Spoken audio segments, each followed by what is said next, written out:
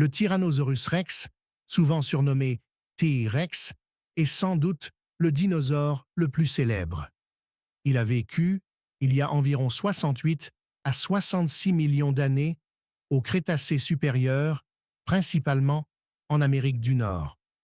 Ce carnivore bipède atteignait jusqu'à 12 mètres de long et pesait environ 7 tonnes. Sa tête massive, armée de dents en forme de poignard, pouvait broyer les os. Malgré ses bras très courts, il possédait une mâchoire d'une puissance exceptionnelle. Longtemps décrit comme un chasseur redoutable, certains paléontologues pensent qu'il pouvait aussi être charognard à l'occasion. Ses empreintes et ses fossiles en font un emblème du monde préhistorique. Le Vélociraptor, rendu célèbre par la saga Jurassic Park, était en réalité bien plus petit que dans les films. Environ 2 mètres de long, 50 centimètres de haut et un poids de 15 à 20 kilogrammes.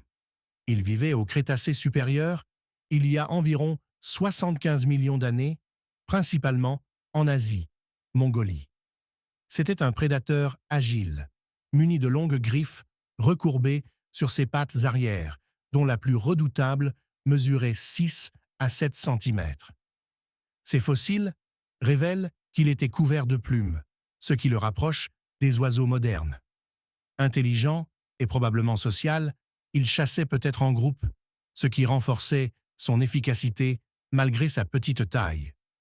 Le Diplodocus appartient au groupe des sauropodes, de gigantesques herbivores du Jurassique supérieur, il y a environ 150 millions d'années. Ce colosse pouvait mesurer jusqu'à 27 mètres de long, dont une grande partie était constituée de son cou et de sa queue.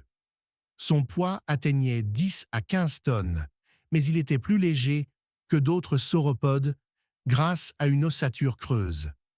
Son long cou lui permettait de brouter des plantes à différentes hauteurs, tandis que sa queue pouvait servir de fouet défensif. Ses narines, situées sur le sommet du crâne, laissent penser qu'il pouvait avoir un mode de respiration particulier, peut-être même aquatique, bien que cette hypothèse soit débattue.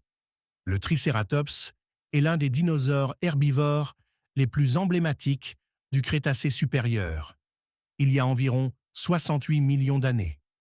Il mesurait jusqu'à 9 mètres de long et pesait environ 6 à 8 tonnes. Reconnaissable à ses 3 cornes et à sa grande collerette osseuse, il vivait en Amérique du Nord.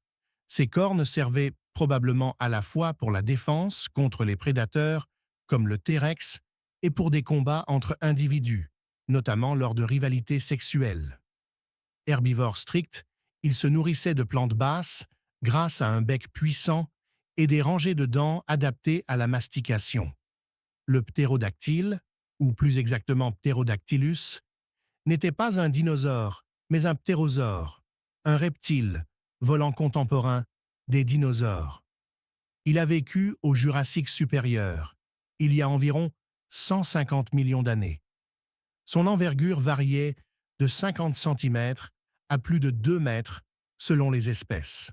Son corps léger et ses ailes, formées par une membrane de peau soutenue par un doigt allongé, lui permettaient de voler efficacement. Carnivore, il se nourrissait surtout de poissons et de petits animaux. Les ptérosaures représentent les premiers vertébrés capables d'un vol actif, faisant d'eux des pionniers de l'aviation animale.